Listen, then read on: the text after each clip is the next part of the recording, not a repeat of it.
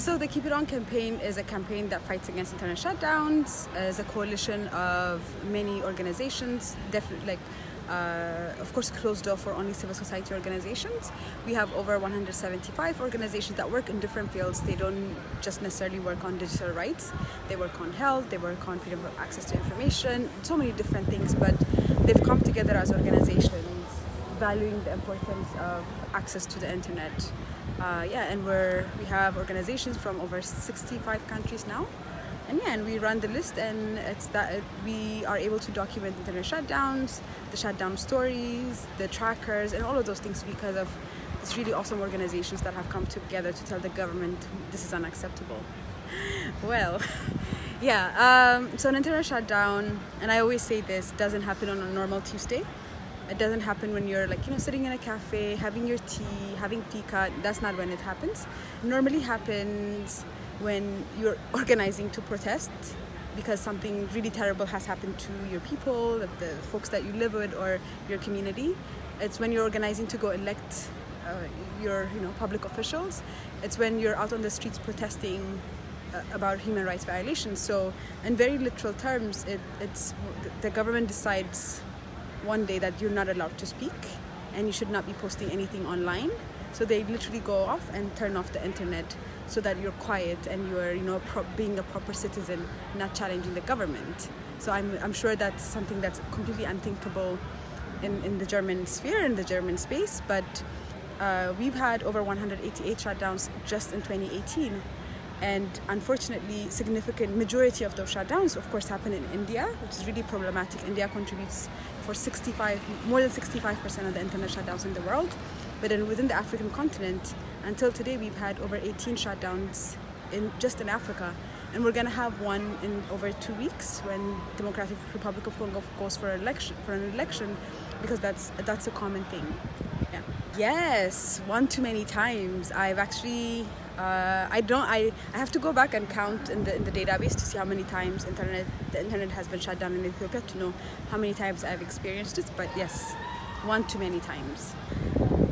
So again, it's if it's a technical problem, it's fine. Things are. But internet shutdowns happen when you're hearing gunshots on the streets. They happen when you're looking for your family and trying to make sure that they're okay and that they're not the people that you're hearing reports about being killed. So you feel very disempowered. You feel helpless. You also feel suffocated. But then it also is, in a way, it's very empowering because you see how fragile our dependence on the online system is. So you spend a bit more time in either downloading VPNs. You spend a little time thinking about your informal and offline networks.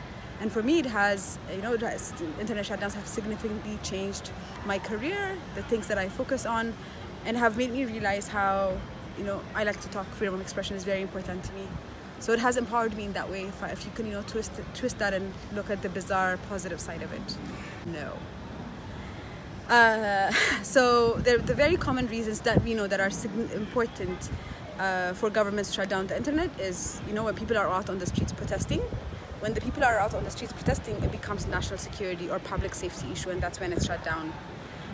When it's an election, it's also about public safety. It's about hate speech and misinformation.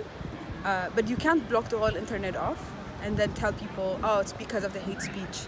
You haven't provided an alternative discourse into this. Of course, I'm not denying that hate speech or misinformation is significant and causes a lot of communal violence in many of the parts that I live in, many of the countries that you and I live in, right? But the solution, we haven't found one government that said, oh, because I closed off the internet, I was able to save thousands of lives. No, that's not how it works. Actually, normally when they close the internet off for hate speech is that when the information has already been dispersed, and then you close it off and panic and craziness and chaos goes onto the streets without any alternative thing. So people are actually not able to find out the real information.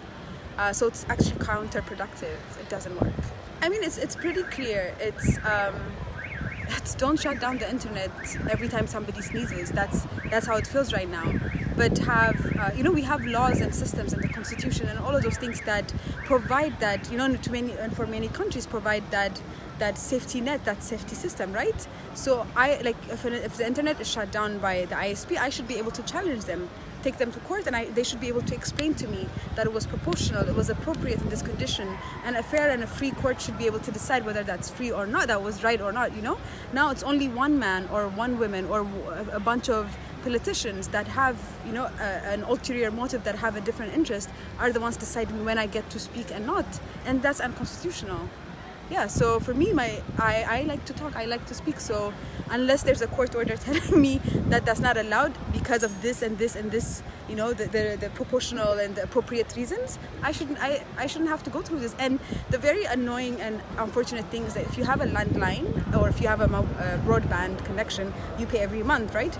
Even if your internet has been cut off for 6 months, you're still expected to pay. How's that fair? Even you disregard the freedom of expression and all of those things, but it's such an arbitrary thing to make people pay for something that they haven't used, but then still decide you're the one that opens the tab and closes it off. It's just crazy.